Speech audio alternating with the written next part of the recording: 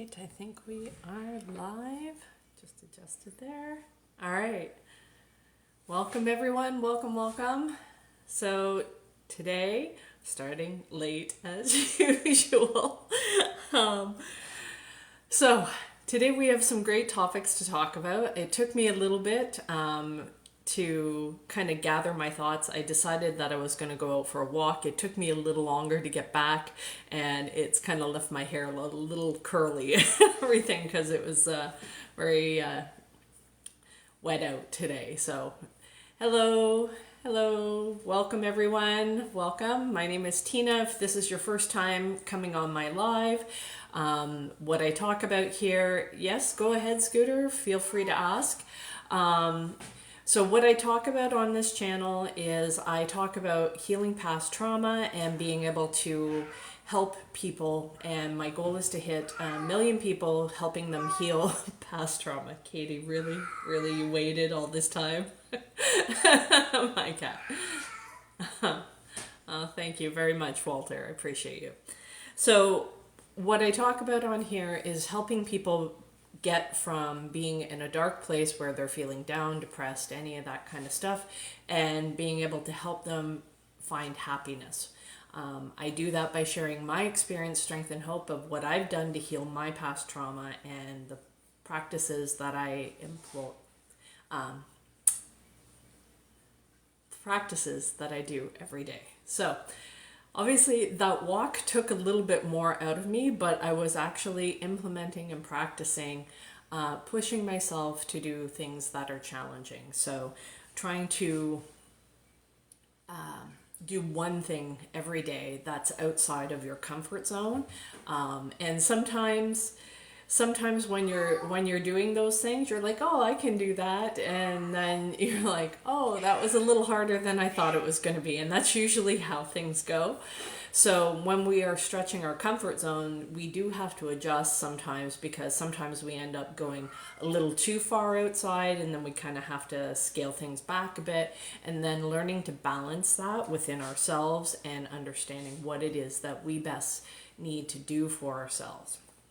So today I wanted to talk a little bit about the concept of detachment, and love and respect, and what the difference is between those two things.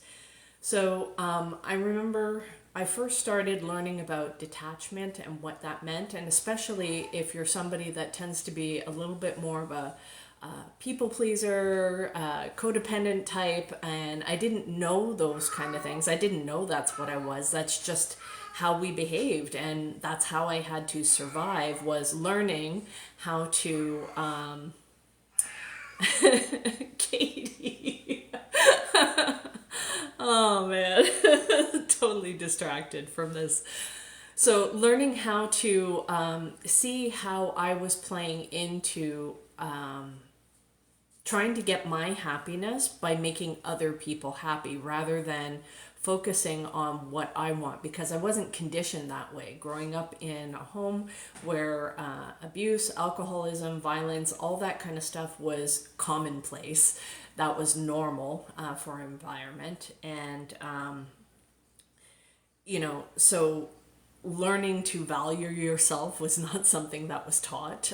That if you did try to speak up for yourself, that was viewed as talking back. That was not accepted. Feelings were not accepted, and you had to behave no matter what. So not having that understanding. So consequently, one of the behaviors and adaptations that comes from that as a coping mechanism to deal with that environment is that I was always trying to do things for other people. Even if they could do them for themselves, I was always jumping in trying to do stuff. And so that can get you in trouble, because what you end up doing is exhausting yourself trying to help everybody else and not helping yourself, and not taking the time to recognize what it is that you need for yourself. So starting to learn the detachment, and it was a little simple thing, and here's an example that I can give you. So yeah, So you're doing the same thing as well, Sequinner? Yeah? Yeah, it can be hard because we focus so much on other people, and it's good to be giving and stuff like that. It's just, it is something that needs to be balanced and managed. We do need to factor in and equate what it is that we need for ourselves. And one good way that I check in with myself is, if I do this thing for this person, can I do that even if they don't give me anything back? Yeah, exactly. Jump in thinking about others and trying to help them, right? Yeah, so what that does, and somebody really explained that to me, was was that what that's doing is that's not giving the other person the respect and the dignity to know that they are capable of solving their own problems. So if we're constantly in rescue mode trying to save somebody else, we're robbing them of that opportunity of growth. And when somebody explained it to me that way, it really hit home. Now, when you first start to practice this in a family where you're expected to jump in and help, you're supposed to be asking how high on the way up when you're jumping, right? Trying to help people. And that was the expectation that I grew up with, that you don't just not do anything. In fact, you're expected to anticipate somebody's needs without them vocalizing them. Unwritten rules that were set, that were done in my family growing up, and I don't know if you can relate to any of that kind of stuff, but it was just expected that you should know what to do. Even if you didn't know what to do, you had to figure something out, right? So on the plus side, I tend to have the skill set of, you know what, I'll figure it out. I'll try to find a way. And it makes me really resourceful. It makes me really good at trying to solve problems and always looking for that perspective. So you can develop some skill sets. Just because you grew up in a traumatic environment doesn't mean that you haven't developed some very, very helpful coping skills. However, it's when those skills become a challenge and they start holding us back in life. So allowing somebody the respect and the dignity for them to struggle through their challenge. It's kind of like if you had a child that's trying to walk. If you constantly ran over and tried to prevent them from falling, they will never learn what they need to learn to adjust their balance so that they can stand up and keep walking, right? So it's the same kind of thing. And one of the little ways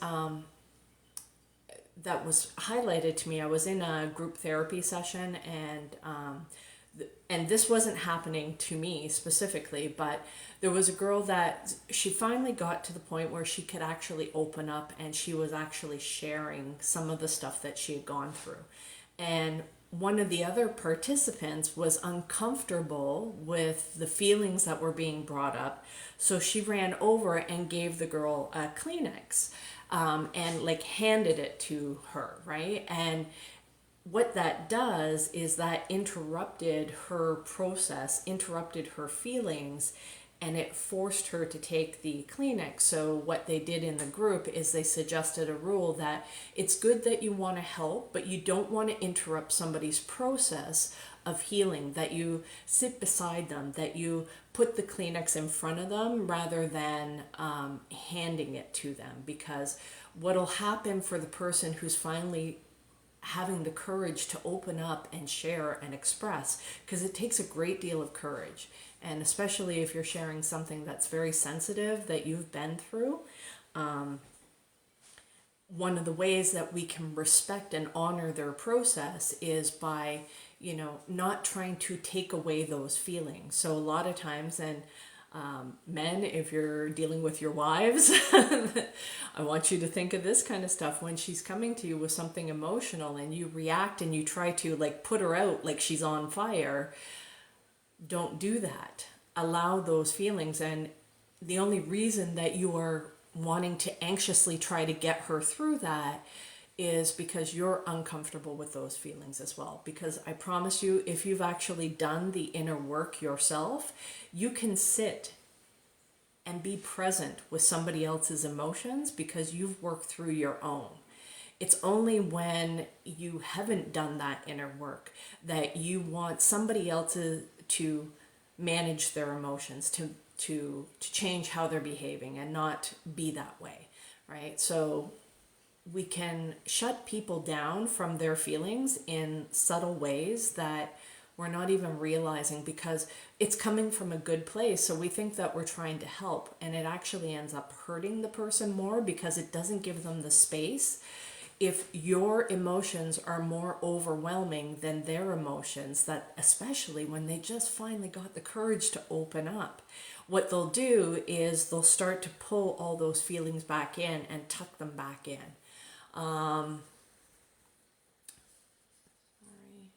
Sorry, Mega. Goodbye. So, so having that respect for people to allow them the space to actually open up and share is really, really important. And it really honors what they're going through without you having to change them, without you trying to fix or solve the problem. Just listening, understanding what it is that they're going through, try to empathize, which can be really challenging. Now, at the same time, if somebody is sharing something with you and you're like, I have no frigging idea what to do, speak that truth. Say, you know what? I'm willing to sit here and listen. I don't know how to help, but I'm here to listen. And if you feel like you can share with me, then go ahead and share. As long as you give them that safe place, that honor, that respect, that trust, okay?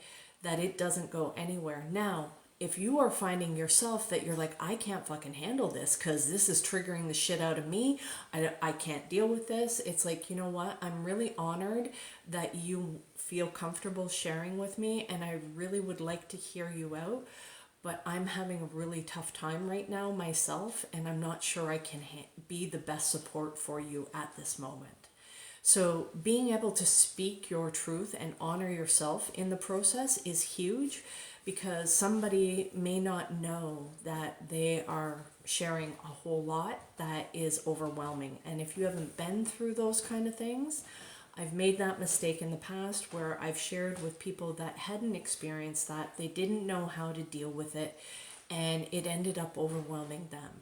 And so it's important to find people that are capable of actually helping you through these similar experiences. Example, 12-step groups. They all have a common situation that they've been through, that they're working through. So them sharing their experience with other people who've been through it allows them a sense of acceptance and allows them a sense of belonging, that their stuff, because what'll happen is you'll share this deep dark secret that you thought, you know, nobody else did, and then they'll shake their head and they'll be like, yeah, me too, I've been there, man. Yeah, I feel you. You know, just like entrepreneurship, right? Those that are going through it, they actually know. So finding a community of like-minded people to help you, so that the problems and the challenges that you're going through are not so overwhelming. Okay. That being said, it is important to be careful with how you share with people and whether or not they are actually a safe person. So trying small doses is better, or finding, when you find that person that you can actually open up to and they are a safe place, then really hold on to that person and value them and cherish them, because not everybody can handle that kind of stuff. So I know myself, people have felt comfortable sharing stuff with me over the years, and even if I'm not in a therapy situation, it could be a coworker sharing something that's deeply painful that's going on at home with them. And because I have done the work myself, I know what that's like. I know what it's like to have someone hold space for you and also have someone give that safe environment.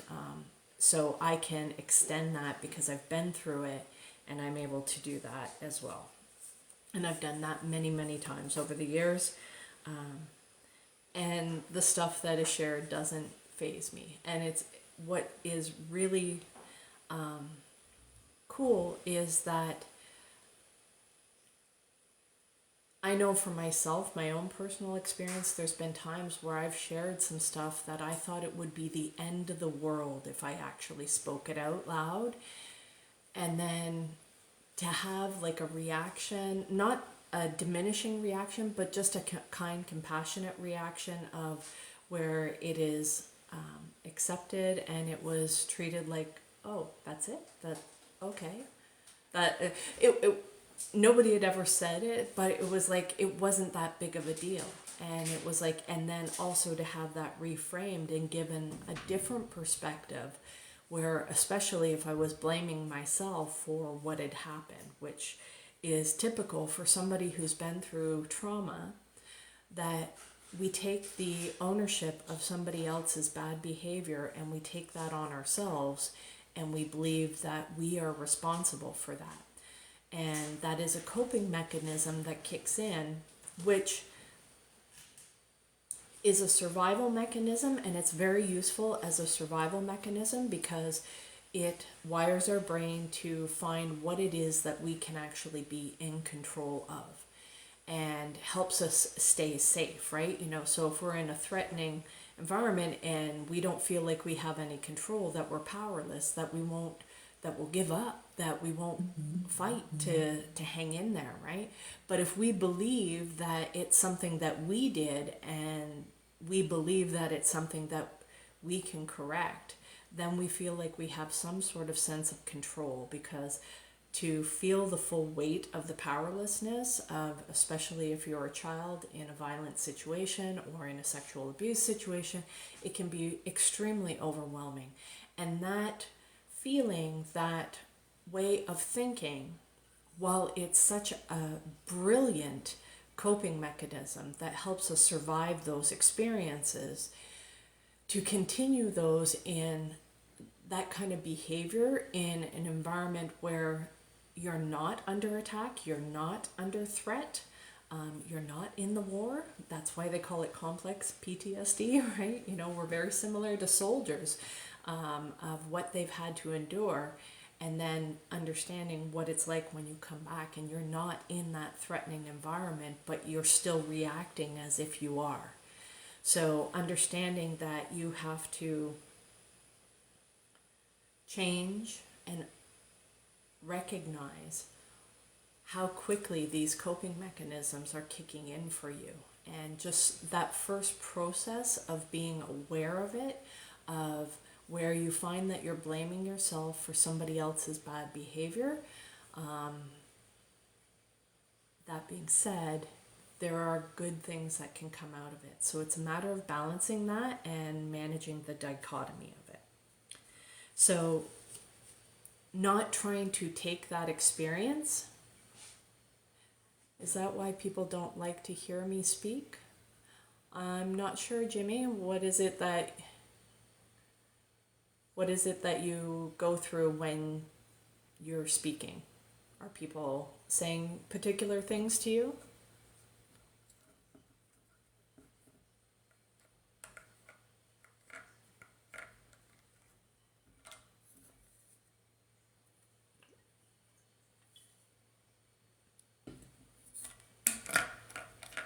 Give Mega a chance.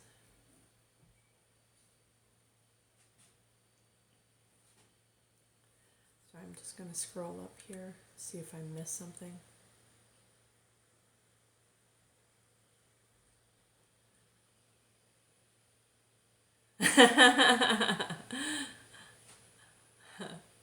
That's funny. I'm good, thank you, Caleb. I start speaking and it seems to get them angry and exasperated. Yeah, okay. And so do you take that on yourself and you feel like you've done something wrong by their reaction of being angry and frustrated?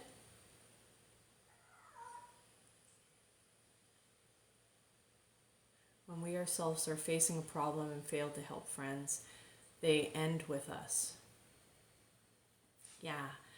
And that can be one of the big challenges that happens, that, when we change our behavior, the first thing people are going to do to us, even if it's a good change, even if it's a positive change, one that they wanted us to do. I used to watch this with my grandparents a lot. My grandmother used to bitch at my grandfather all the time. She wanted him to quit drinking.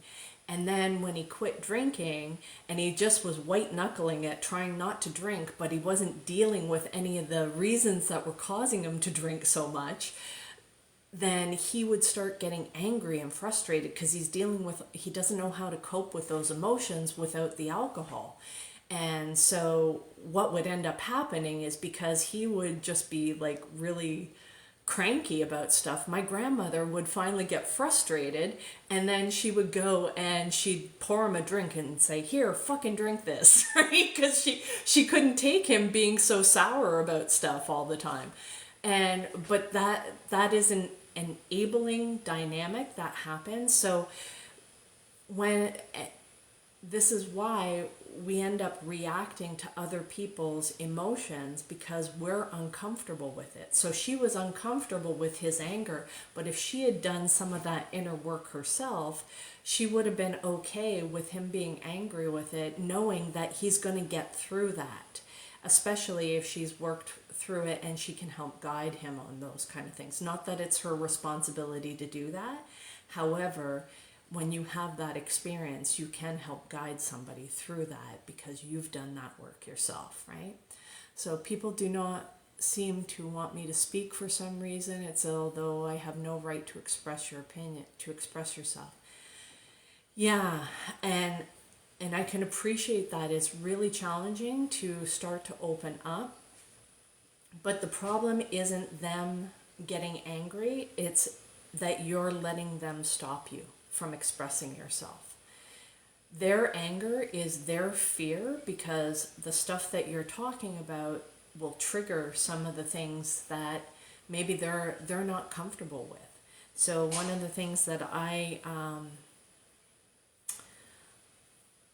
recognized within myself is that I was really, there was a girl I was working with, and she was kind of timid, she was kind of mousy and stuff like that, and she tended to like pull out this bully energy from me, and I was in recovery, so I actually knew that that's not how I wanted to behave. But this girl, she just irritated the shit out of me. I didn't like her, and I couldn't figure out why, because it's like, she was very nice, she was very polite, but what it was is I didn't like the reflection of her that was the reflection of me. I didn't like seeing that within her. And I would end up reacting to that because she was showing me just how timid I was. And when I connected where that experience was, is that I was actually being timid with my mom and not wanting to speak up and not wanting to speak my truth of what was going on with my mom. And her showing me just how afraid she was and how afraid she was to speak up. What ends up happening, people start coming into our lives that so our defect, our challenge, the thing that we need to work on is maybe like at a 3, 4, or 5 kind of thing. But then somebody will come into our lives and their volume will be at a 10, 11, 12 kind of thing. And it's like a reflection that comes back, but they're way worse than us. But that's designed that way so that we can see ourselves. And when we focus on fixing that part of ourselves, then now their reaction doesn't bother us. Because when I recognized what was going on with her, and I went, oh, it's because I was afraid to speak up with my mom, and she was acting exactly how I act when I'm with my mom, and I was too afraid to actually speak up. And when I started to work on that and fix that, then I wasn't affected by her. and all of a sudden her behavior stopped too. It was no longer present anymore. And I'm like, isn't that interesting? And I have seen that happen over and over and over again. So another example that I can give you is I was going through a period where I was feeling really not liking my body. I was smaller than I am now, but I felt like I was huge. And I was overweight, but I was also trying to work on stuff, but I was actually internally hating myself. And what ends up happening is whatever's going on inside of us, we start drawing certain energies to us to validate what we are believing in ourselves. And so I was riding my bike, and here I'm thinking, oh, I'm doing good. And I was riding my bike down the street, and out of nowhere, some guys drove by in a car and started screaming stuff at me about how big I was and how I shouldn't be riding a bike and all that kind of stuff. And it just felt terrible. And I'm like here I am trying to actually do something about it, and I'm getting shamed for being big and riding a bike. And it's like, well, I can't get smaller if I don't do anything, so fuck off. But I didn't have that capability at that time. Now I do, because I've done a lot of work, right? But I was drawing that energy to me, right? And it was because of that. And when I fixed that within me, I no longer had people calling out my size and stuff like that. Maybe they still were, but it wasn't in my radar. And it's like, who cares what they think, right? So it's only those kind of things. And this is why I say that if somebody says something to us and it actually hurts us, it's because on some level we actually agree with them. And that can be really, really challenging to fully accept that. But when we fix that part of us that actually agrees with them, it helps us to deal with those emotions. And then even if somebody says that, so example, that if somebody is saying that you're not worth their time, what part of you is feeling like you're not worthy of somebody's time? And if they truly feel that way, why are you spending the time with somebody who doesn't feel that you are worthy of their time? Those are the more important questions, and those, when we start working on that kind of stuff, that's where we actually heal, right? And those things, and when you start dealing with this kind of stuff, you actually, I know myself, I invite that kind of stuff. It's like, go ahead, try to slap me, try to beat me up. I don't care, because it's like, it only hurts when I believe it to be true. The truth is irrelevant. The whole world could tell me I'm a piece of shit, but if I think I'm great, I'm great. Ask Trump. He can tell you, right? But the opposite is true. Everybody in the world could tell you, you are awesome, you are great, you're amazing, and that you can absolutely do this. But if inside our own hearts and our own minds, we're like, I can't do this, I can't do this, I'm terrible, I'm horrible, I'm gonna suck, everybody's gonna make fun of me, all of that mental chatter goes on, that will be our truth. And we will live that truth, and we will find examples to prove that that is true. So those things that people are saying to you, and it really hurts your feelings, one of two things. One, it's true. And you're going to look at that, and the ability to be honest with ourselves is the single most important thing that we can do to actually heal. If we cannot be honest with ourselves, it's called being in denial. And it means I don't even know that I'm lying, right? Don't even know I am lying. So when we're in denial, we can't actually fix any of the problems that we have. If we're too busy saying, nope, that's not an issue. Nope, I'm not an alcoholic. Nope, I'm not a drug addict. Nope, I'm not overeating. You know, all of those things, if you keep telling yourself, nope, that's not true, that's not true, you are in denial. You are lying to yourself.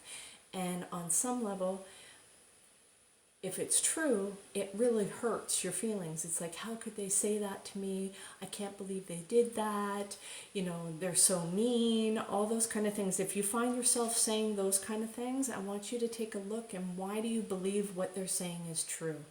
So if it is true, okay, is it that you can't do something or you won't do something? And oftentimes it's not that we can't. And sometimes we'll actually go out of our way to try and prove that, no, I'm good, I'm fine. Like, you know, so like my grandfather, when he would quit drinking and he'd white knuckle it just to prove he wasn't an alcoholic, or he'd pace. He wouldn't have a drink before 11 a.m. because only alcoholics drink before 11 a.m. And so he would pace and he'd be waiting, like counting down the seconds until it's 11 a.m. and then he'd have his drink. And he'd be like, but to him, he was like, okay, well, that proves that I'm not an alcoholic and I'm good, right? And so there's little things that we do that will try to prove that stuff, but it doesn't, that's not actually doing the work, right? Because he couldn't actually cope without the alcohol. And I love my grandfather to death. He was an amazing man. He was a hard worker, kind, really good man, right? You know, one of the gentle alcoholics that were in my life, right? Had a few abusive ones, but my grandfather and my Uncle Don were both alcoholics, but they were high functioning alcoholics that went to work every day, and I think they did that just to prove that they weren't actually alcoholics, but they couldn't cope without the drink. And that was a challenge for them. They didn't have the capacity to deal with their emotions. They weren't taught those skills.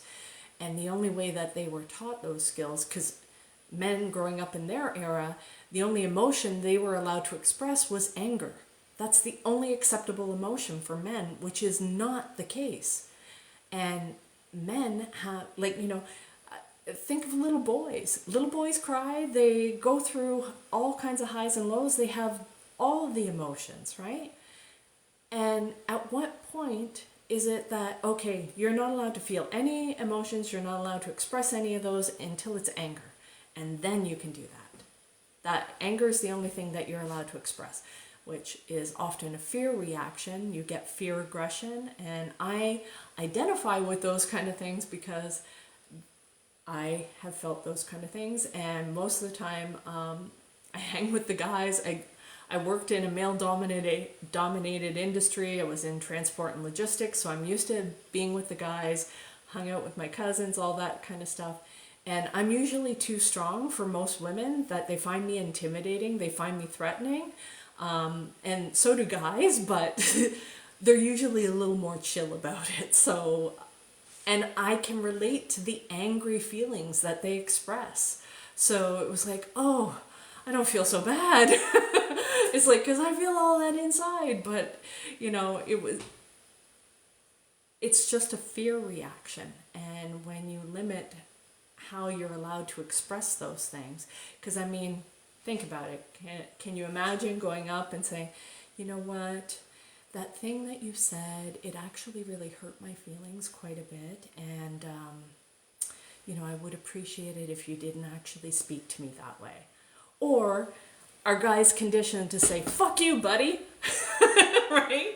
It's like, you want to fucking go? Let's go, right? That's usually how guys are conditioned to deal with that kind of stuff. They fight back, right? You're not allowed to have that soft parenting kind of way of dealing with it, right? So, and there's reasons for that, and I think there's some balance, but at the same time, men should be allowed those emotions. They should be allowed to feel those things and have that safe place. And oftentimes, it's with women that they're able to actually open up. So typically, I tend to end up helping a lot of guys open up with that kind of stuff, because I can be that safe place and not have it as like a relationship connection, right? So it's a safe place. a bit of a mothering type energy I have. So, but it's only because I've been through that and I have been able to help to heal the stuff that I've gone through, and so I can hold that space for somebody else because I have done a lot of emotional work.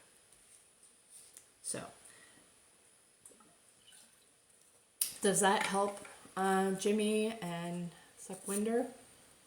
Sorry, am I saying your name correctly? Suckwinder, yeah. Okay, thank you. Thank you for letting me know that, because I know I'm a little bit terrible. I do try. So I'm just scrolling back up through the feed. It says, I helped someone for 5 years beyond my means. In the 6th year, I failed. With 1 year, she left me. Ah, I'm really sorry to hear that. Yeah, I'm really, really sorry to hear that. That can be devastating when a relationship ends, that you do a lot of work and try hope for the best. What I can recommend is taking a look at what were the lessons that you learned out of those things. Where were the times that you actually went against your intuition, where you knew, hey Mimi, I'll answer that question in a minute, where you knew in your heart that you're like, I think I need to make a change, but maybe you didn't have quite enough evidence, or knowing that you had a good heart, that you tried to hang on as long as you could, and the fact that it didn't work out. I take the approach with it is that everybody is brought into our lives for a reason, for us to learn and grow, and then when we have learned those lessons, when they have learned their lessons with us, it's a two-way street of the lesson learning, by the way. It's never just one-sided. There's always a two-way street, even though it may not feel like it. But there are lessons that you were meant to learn from that particular situation. And when you dig into what it is that you needed to learn from that, it helps extract the sting from it. It's not as painful as it was. And this is part of the recovery process of knowing that kind of stuff. An expression that a lot of times people would say in the groups that I've been in is that God will use the good and bad in all of us to serve his purpose. So think of it, if we have had childhood trauma, or we've been through experiences that we haven't healed, we've just learned to cope with them. And coping is very different than healing. Right? So coping with the situation, you learn maladaptive strategies that work in the moment. So they're like Band-Aid solutions kind of thing that help us fix in the short term. But if we don't go back and dig in and talk through some of those things, and how that impacted us, how we really felt about it, how, all those feelings that have been brought up by that, and then it's only then that we can actually choose our behavior. Until we actually do the healing work, if we've gone through trauma, all we're doing is actually reacting. So going back, looking at our trauma, talking through it with somebody who is safe, whether that's a therapist, a pastor, something, a close friend, make sure that they are able to actually handle what it is that you need to talk about, so that you can ensure that, because it's often harder to talk with close friends or family, because it's like, oh, if I really open up about this, it's going to be, are they going to be okay, right? So a lot of times we'll also hold back and not actually share what we authentically need to share because of worried about what the other person's going to think. This is why having a therapist or a coach or any of those kind of things actually really, really helps, because those relationship dynamics, those people are trained that it is one-sided. It is a one-sided relationship. That it's not two-way street as much. Although they still learn from it, it's not like that. That time that you have with them is for you. And if it's not, then there's a problem with the dynamic, right? So whereas friendships, family members, those are more reciprocal relationships, and so you will always find that you're censoring what it is that you actually need to say, and you won't fully open up with those kind of things. So I hope that helps. I'm gonna jump to Mimi's question here. Dealing with angry, hostile, rude coworkers. Nope, they do not pay anyone enough. It's great to support coworkers, I agree. However, over the years, I've grown tired of reactive peers who are not able to self-calm and cause turmoil. Yeah, exactly, Mimi. So it can be really challenging when you are in toxic environments, and as much recovery and much therapy and everything, you could do all the inner work, but if you're in an environment that is constantly triggering you, it will have an impact on you, you know. So the question that you need to ask is, if you are unhappy in those situations, have you addressed it directly with them to set a boundary and reinforce that boundary, to say, do not speak to me like that. I don't appreciate. I've told many, many higher ups, like VP level, not to yell at me in the office because I learned to set boundaries, right? And so setting those boundaries has been really important, and it's scary to actually do that and to reinforce. Thank you so much for joining, Sequinner. I hope you found this helpful. I do come on every night, anywhere between 9 to 10 p.m.-ish, to answer questions. If there's specific things that you want to talk about, I can do a training on those things. But welcome, and come back tomorrow. Glad to have you. So back to the angry, hostile workers. So a couple of ways that I deal with that is, number one, I can only control my emotions. I cannot control theirs. So when somebody is blowing up, they are acting hostile, rude, angry. Number one, don't react. Stay calm yourself. Look at it through the eyes of love, of understanding that if they are behaving this way, they are in a state of fear. So they are in some way, somehow crying out for love. They may not be expressing where it's coming from. Their anger might be because their boss is going to fire them if they don't get something done, and you happen to be the coworker that they perceive is standing in their way to be able to do that stuff, right? So they may take it out on you, or they may perceive that, you know, in the example of that I gave earlier of the coworker where she was very, very timid, and she attracted bullies to her, right? And people would pick on her often.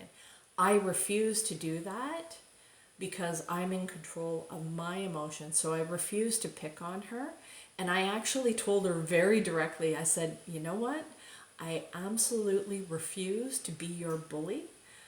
I'm happy to talk about what it is that is going on here with you, but I didn't do anything to actually cause this kind of response. But I'm more than willing to actually talk through this if you would like to, but I will not accept you talking to me like this. So setting strong boundaries is really important.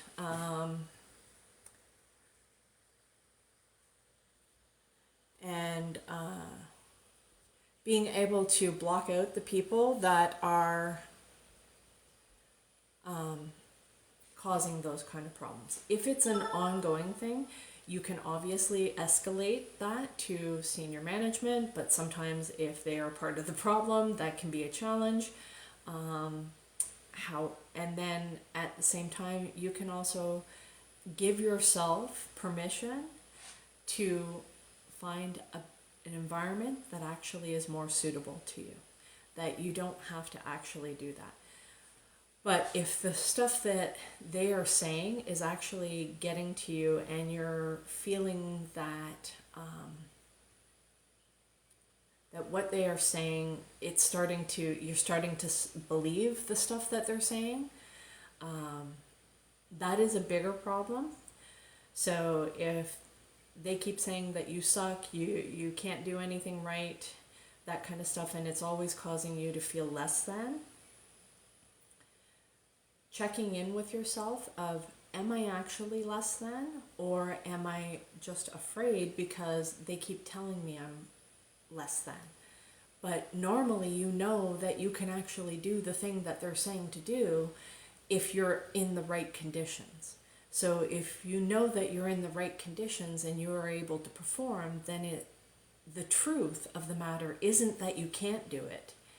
It's that you are feeling scared, or you don't have the tools to do what that you need to do. Hi, Bailey. So asking for what it is that you need and standing up for that can be really, really scary when you're first doing this. So trying this on a big person, or a person that you don't see as safe, can be really, really challenging. So it's learning to practice speaking up about things that are smaller, so you start to develop that muscle. So I give examples of, like, speaking up in a restaurant if the server brings you the wrong food. Are you the kind of person that just goes, oh, it's okay, don't worry about it? Like, think of how many times are you saying, oh, it's okay, don't worry about it, I'm okay, I'm good, don't worry, I'm fine, no big deal.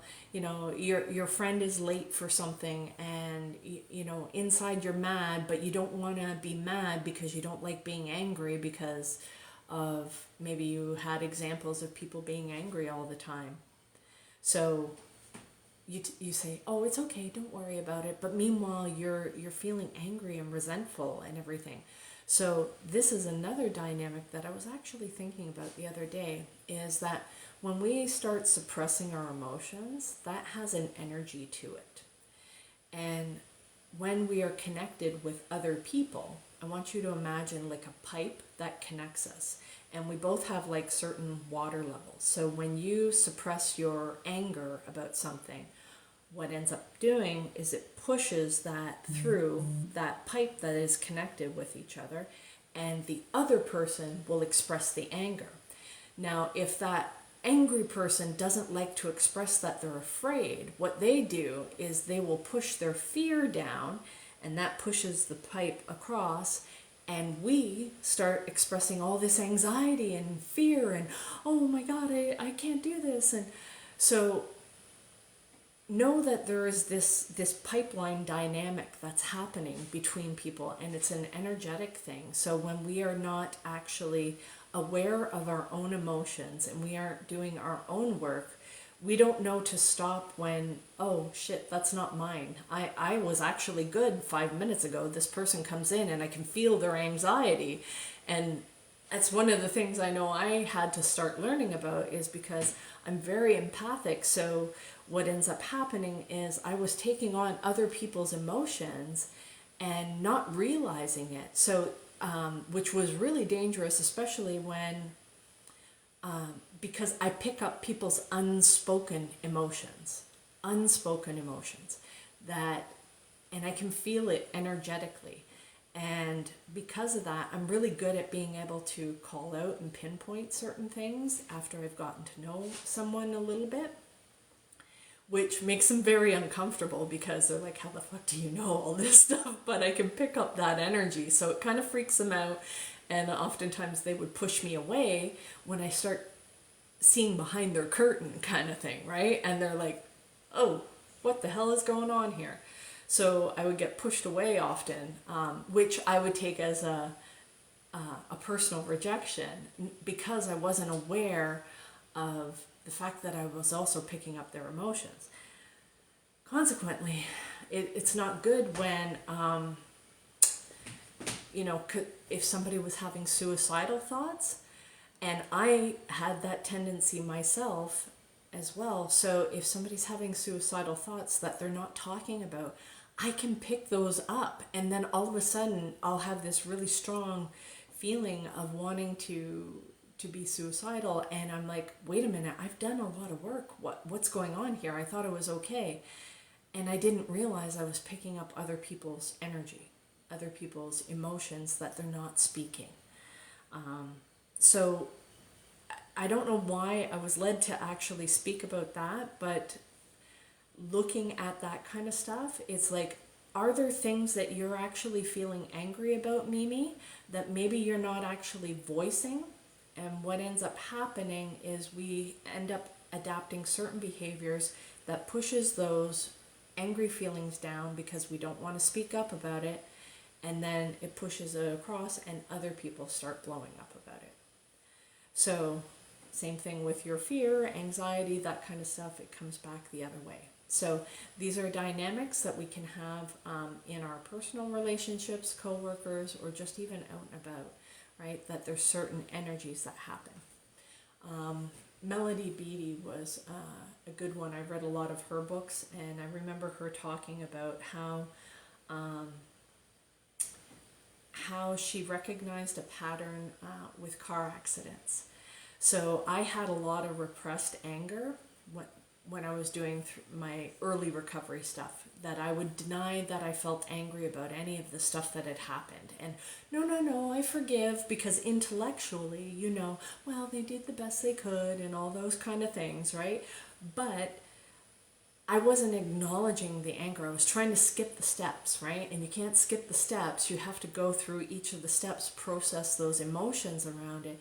And I wasn't allowing myself to feel the anger at what I had experienced. And because of that, I couldn't validate what I had gone through. I couldn't validate that I was actually deserving of better. So until I learned to express those angry feelings, what ended up happening is I kept having car accidents. So and it was so weird, because I had like they were minor little fender benders, but it was kind of like I had this angry energy, and I think it was three in like a 5-month span. So that's quite a bit. It's like by the third time I went, okay, I think I actually need to pay attention to what Melody Beattie was talking about in her book, because I need to deal with this repressed anger, because the universe is trying to get my attention, and what was happening is it was coming out in other ways. And in her book, she had talked about how that when a car accident happens, that the one that did the hitting has repressed anger, the one that got hit has repressed guilt. And thinking about how those two energies draw each other together. Somebody who has repressed guilt will draw angry energies to them, because if you feel guilty, you feel like you need to be punished, right? So it's when she talked about that kind of stuff, I was like, oh my God, that is so correct. And it was, I think, about a year later or so, I was in a McDonald's drive-thru, and the guy in front of me went and pulled ahead, and I went to go pull up to the window, and I guess the guy had checked his order and it was wrong, and he got pissed off and he rammed his car into reverse and backed into me, like slammed into me. I was like, I didn't even friggin' do anything. But Melody Beattie's information that she had talked about in the book came back to me, and I realized what had been going on is I had felt really, really guilty because I had set a boundary with my family, because what had happened was my ex-boyfriend had hooked up with a girl that I used to babysit, and he hung around with my family more than I did, and they wanted him to come to the wedding. My aunt and uncle were getting married down at the trailer park, And I got really upset. I felt betrayed by that, that they would choose somebody outside of the family over me. I'm now kind of used to that, but and at the time I just said that, you know what, I don't think I'm comfortable going to the wedding. It was still too fresh, still too new at the time, and it really hurt. And everybody just kept telling me, just get over it, just get over it. It's been what, like, I'm like, I know. When I fall in love, it's like, it's all in. So, and it's not easy for me to do that, right? Like, there's a big difference. But anyway, so I had been feeling a lot of guilt because I set that boundary, and I drew that angry energy to me, and they slammed into my car in a drive-through where they went reverse. So when I realized that kind of thing, I'm like, okay, I really need to pay attention to this inner work, because if not, I'm going to be drawing these experiences I don't want into my life. And learning how to deal with that is really, really powerful, right? And it also prevents that. So when I would, like I don't know if some of you were here in the beginning, but when I was not liking myself, my body, not appreciating it, what I drew to me were bullies that would pick on me about my body, because I believed that to be true about me. That because I was of larger size, that meant I didn't have any value or any worth. And that is not the case. So learning to value myself, whatever size I may be, is the key, right? Now, if it bothers me that I'm bigger, I can actually change that. I can do something about it. I also would need to do a lot of the inner work of why that's there in the first place. Just like with my grandfather with the alcohol. Yes, you can go on your diet. Yes, you can quit your drinking, but if you don't actually do the inner work and understand the emotions that caused you to become dependent in that particular way, then you will default back to that, because you haven't learned a new way to manage or mitigate those emotions and deal with that trauma that you've been trying to, you found a tool that was helpful at first to be able to cope with it, and then you actually have to, that tool ends up becoming a problem. So humans are very adept at being able to take something that's benign or neutral and turn that into a complete addiction, right? So even if it's a good thing for you, people can turn that into an addiction, right? So just like a friend of mine, a coworker, they had heard when green tea was a new thing in Canada, I guess. It wasn't as popular. Now it's normal, but back then it was like, you know, the new rage, and it's like, oh, you know, it's got so many health benefits and everything. And he went total OD on it. Like, he had so much of it that he ended up developing these like rashes and stuff like that. Thank you, Michaela. Thank you for the rose. I appreciate you. What ended up happening, he's like, he went too far, too extreme, right? So what was supposed to be a health benefit actually became a hindrance to him, because he overdid it and it wasn't the right tool, right? So us learning what the right tool is to be able to help ourselves and deal with those emotions is part of how we actually heal from trauma. So, and the benefits of being able to share what we're actually going through. Mimi, I don't know if that helped you or not. Did that answer your question? If you're still here, hopefully.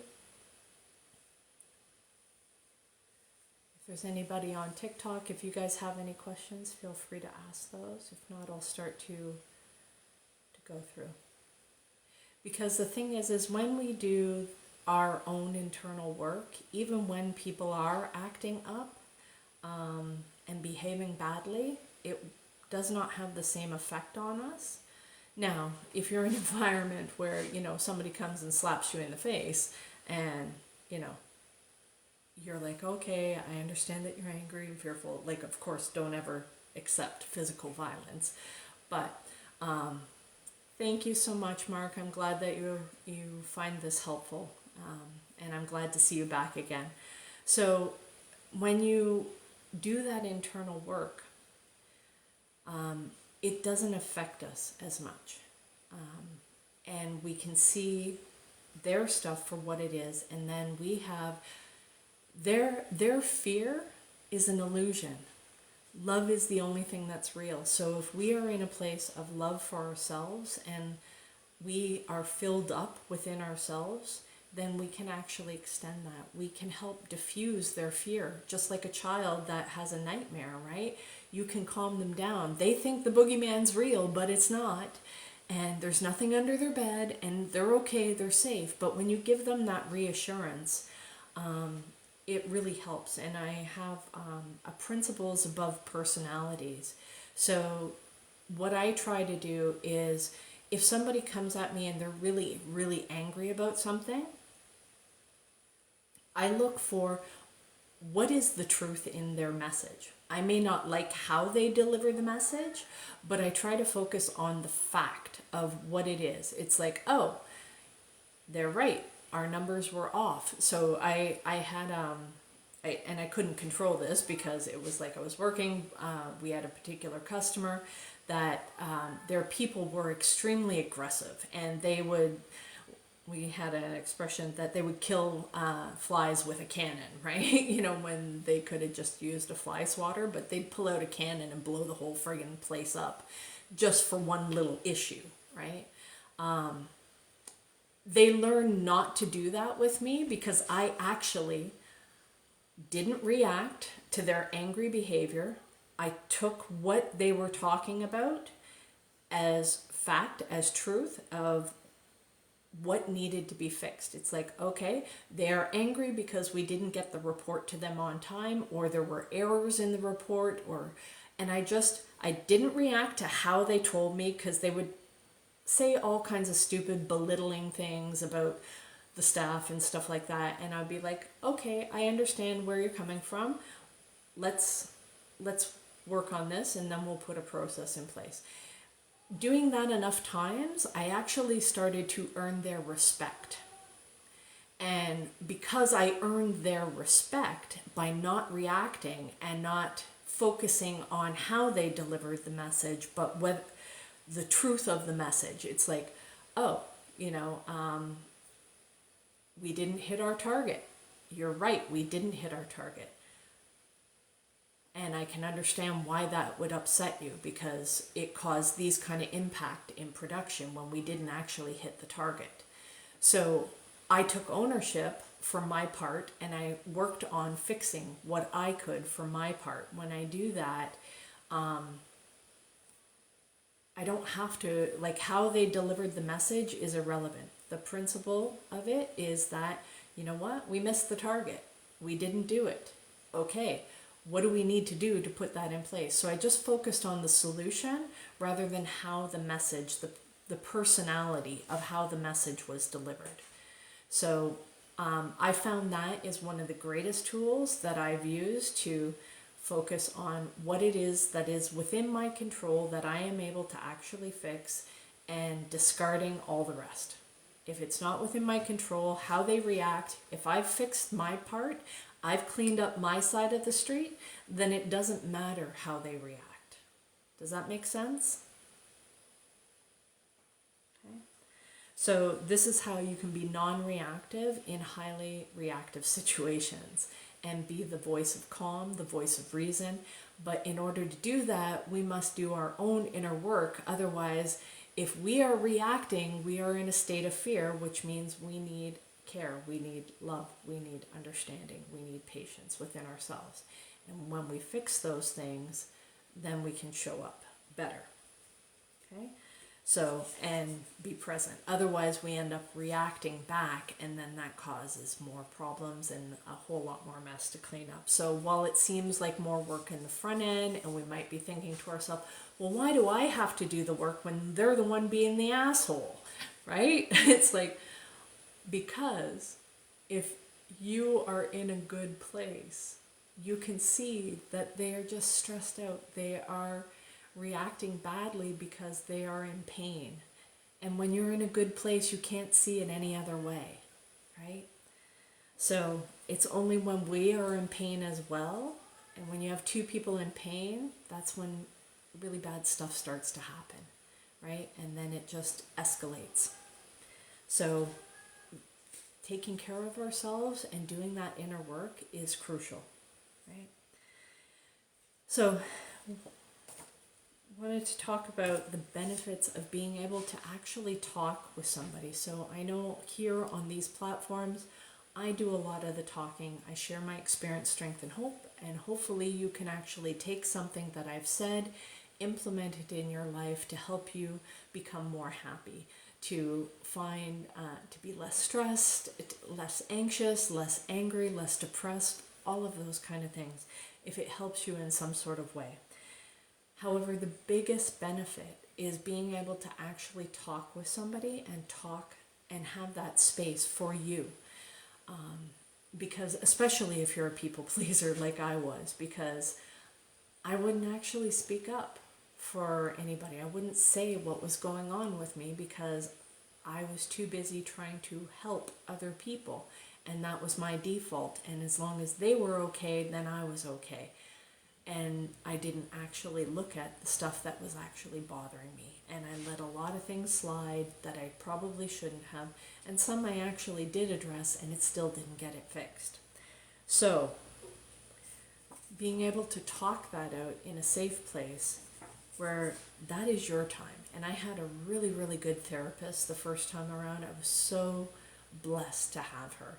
And I remember I actually got angry at her and I told her off because I had gone to a group therapy, and I'm like, hey, this group therapy stuff, they gave me all these insights. I didn't know about this and I didn't know about that, and you never told me any of these things. And I was actually really miffed with her, and I was pissed off because I'm like, you didn't give me any of this perspective. You didn't give me this insight. Why didn't you do that? And she looked at me dead in the eyes and she's like, Tina, in here, we are here to do the world according to you. You will not be getting my opinions, my ways of thinking. This is you, your space, your time. And I will honor that, and that is what this space is for. That other group is a different group. That is a group therapy. They are there to deliver information. In here, when you're doing one-on-one therapy, that is your time. And after that, I realized just how friggin' valuable it is. I mean, where in the world can you actually talk to somebody and just, it's all about you? And you don't have to worry, oh, is this going to upset them? Are they going to take this and use this against me? Are they going to think that I'm crazy? Are they going to think that I'm weird? Are they going to laugh at me? Are they going to tell me, oh, that's no big deal? Like, what are you so upset about? Like, all of those kind of things. It's like having that space for yourself. Therapy is huge for being able to have that, having a good therapist that can actually understand you and help you listen to what it is that you have to express, and being able to share that. And trust me, in the beginning, I did not want to. I did not want to go to therapy. I thought I was fine. There was nothing wrong with me. And I'll prove it I'll tell you everything that happened, and I won't cry, and then you'll see that I'm fine. I get good grades at school. I'm a good student. I don't get into trouble. Like, what do you want from me? Right? It's like, why the fuck do I have to go to therapy? It's kind of, and it was like, oh, wait a minute, this stuff affected me? Oh, okay, But it wasn't until I got myself into some situations that I didn't want to be in, that didn't align with who I felt I was. And there is no greater pain that we will experience in life, is that when we operate out of alignment with our own values. When we operate out of alignment with our own values, that will cause us the greatest amount of pain, right? So, and when we do that, it's like eventually we get to the point where we have to look ourselves in the mirror and kind of go, this is not who I am. This is not who I want to be. And it's time. I need to change this because I don't want to be this person. I don't want to be this person where it doesn't align with my character. But we have those flashes of insight that encourage us to start making the difficult changes, where it becomes more painful to continue to operate in that method versus actually doing the work needed. Okay? And some of us are thicker, hard-headed, a little bit more stubborn than others. Trust me, ask me how I know. And we have a really high tolerance for bullshit and pain. Yeah, that just means it's going to take you a little longer. It's okay, it's okay. You can learn a little faster, but when you've been desensitized to learning how to adapt and live with pain on a daily basis, like I had to in my childhood, where you learn to tune out your own emotions, your own feelings, how you feel in your body, when it's consistently overrode and invalidated and belittled and criticized and all of those kind of things, no wonder you have a high tolerance for pain. No wonder you have a high threshold for not being able to focus on your emotions. But the problem with that is that when somebody else, and you haven't done that inner work, somebody else starts showing some emotion, you're going to be an asshole to them even when you're not trying to be. You will shut down their emotions because it feels uncomfortable to you, just like I did. I would shut down people's emotions because it was uncomfortable for me. But when I started to do that work, I can hold that space. Now somebody else can have an emotional reaction and it doesn't affect me and it doesn't bother me, and I can sit there and I can listen and I can hear them with empathy and understanding without getting sucked in. Now, sometimes if I'm dealing with a lot of people, I forget to take care of myself, and then I'm reminded because I'll start to react. And if I start to react, then I know that's my signal. I need to start taking care of myself. So when you have strong reactions to somebody else's behavior, I can promise you it's not their behavior that's really the huge problem. It's the stuff from your past, if you're having a really strong reaction. Because think about it. Somebody that you don't care about, you don't know, starts behaving inappropriately to you. You just shut it down. It's no big deal. But when there's those emotional ties that we've maybe let things slide, and then we blow up, then that's a whole different story, right? So, and maybe that's because we learned that if we said how we felt growing up, that, you know, it wouldn't be received in some way, shape, or form. Or if it was heard and you did speak up, like I did, I spoke up a lot, and I got in trouble with it. And not only did I get in trouble with it, it ended up causing harm and pain to those around me. So I learned to shut up. And part of my healing, my recovery, was to actually speak up about things. And that's the whole benefit of therapy, is actually speaking up, speaking your truth to what you've experienced. And when you do that, it actually loses its power over you.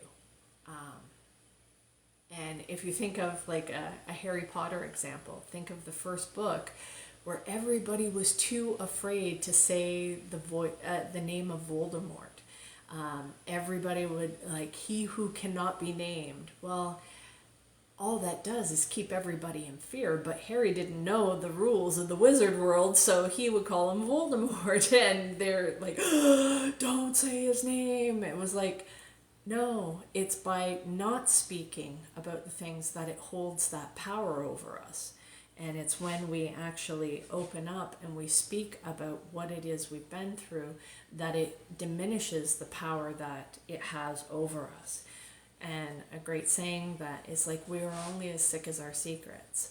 Hey Grady, no, I'm just about to wrap up here, but it's good to see you here. And so with therapy, you actually deserve to know what it feels like to be able to share what it is that you've actually been through, and to have that safe space held for you, and that seeing somebody else sees this in the eyes of love for you, okay? And having that safety and compassion, okay? And to have it reframed in a way that's helpful, right? One of the biggest things that I had gone through when I had shared in therapy was believing that it was my fault, and that what I had gone through was my fault, and that I should have fought, like I was blaming myself that I didn't actually fight back harder. And when my therapist kind of reframed it, it's like, okay, Tina, you've told me about these other experiences, and you told me about the time that you spoke about what happened, and your abuser went and got a rifle, and your mom and him were fighting over the rifle, and you were hiding in a closet, and the rifle went off. Do you think if maybe you actually fought back, that you might have been seriously physically harmed in addition to the sexual abuse? So having it reframed to see that my inability to fight back was actually a safety mechanism, a coping mechanism, a survival mechanism that I as a child developed.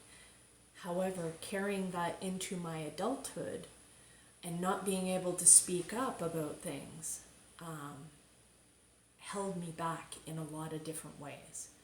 So when you go to therapy, it's not the stuff, like we can't change what happened to us in the past, but what we can change is the effects of what happened to us in the past and how it is still impacting us in our day-to-day life, because we developed very brilliant, strategic, like amazing coping mechanisms, and these were done as a child where we didn't have any other way to be able to adapt or cope with those kind of things. So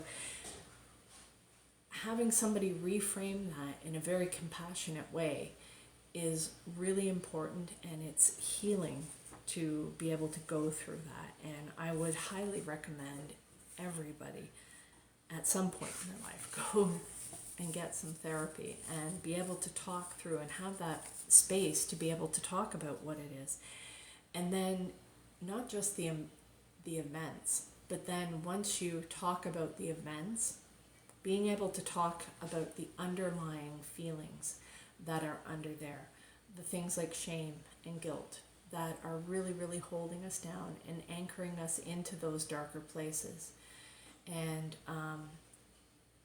having that safe place to be able to talk that out. And I'm just going to give this example of, let's say you have a loved one who's been sick for a very long period of time. And that happened in my family. There was one of my family members who had been sick for years. Non-stop doctor's visits, hospitals, all kinds of stuff that was going on for years. And it was really, really draining on their caretaker.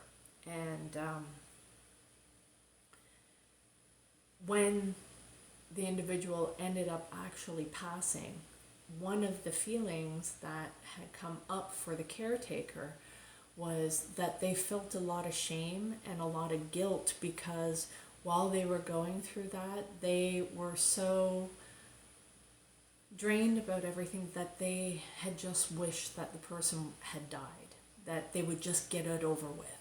And they were still hanging in there, and it was really upsetting for them. And then they felt a lot of shame and guilt for thinking that way once the person actually did pass away. So dealing with the feelings and the emotions that come up of maybe, maybe it was a loved one that you hadn't talked to very much, and when they actually passed, that you feel some type of way.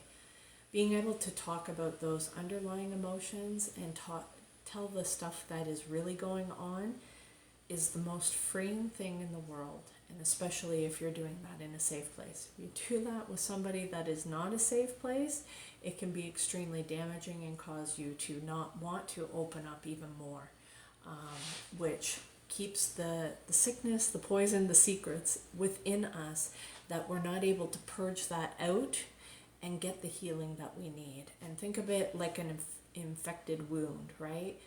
You don't just keep covering it up, because eventually you'll lose a limb, right? If you cut your arm and then you never cleaned it out, you never pulled out all the dirt and the gunk and all that kind of stuff, and then bandaged it up. If you just immediately bandage it up or cover it up with something so you don't have to look at it and you pretend it's not there, it's like la la la la la la, it's not there, can't hear it, I'm in denial, right? Don't even know I'm lying. So when you do that kind of stuff, and unfortunately with men and boys, they are encouraged to just shake it off, walk it off. You don't feel it, like just push through. And it's like eventually you get to a point where you have to pay that emotional debt. It's no different than racking up a credit card. You will end up in emotional bankruptcy if you do not actually put in the work and understand the feelings. And yes, guys have feelings too. In fact, they have a lot of feelings, and it usually the only allowable way is to express that in anger and rage and all of that kind of stuff, because it, number one, it makes you feel powerful when you do that, but it's an illusion, and it's just really an expression of fear. And when we understand that and we start looking at that, we start being able to take care of ourselves in a kinder, more compassionate way. And when we can do that with ourselves, we can do that with others. So, wow, even though I started late, that was a really long talk, and I'm it was really good. So I am going to wrap up here. It has been an hour and 20 minutes. So with that, I hope you guys found this helpful. There were good questions that were asked tonight. Thank you for sharing your experiences and asking those questions and opening up. It really does help me understand what it is that you best need. I do have a wealth of experience to draw upon, so I'm happy to share that here with you guys. So if you found this helpful and you think that this might help somebody else, invite them to come tomorrow. I'll be here between 9 to 10 p.m.-ish, okay, Eastern Standard Time. If there are certain things that you want to talk about, send me a message and I can possibly do a training for you, okay? So guys, thank you so much for joining. We will talk to you again tomorrow. Have a great night. Bye. Wow, 3.4K likes. Wow.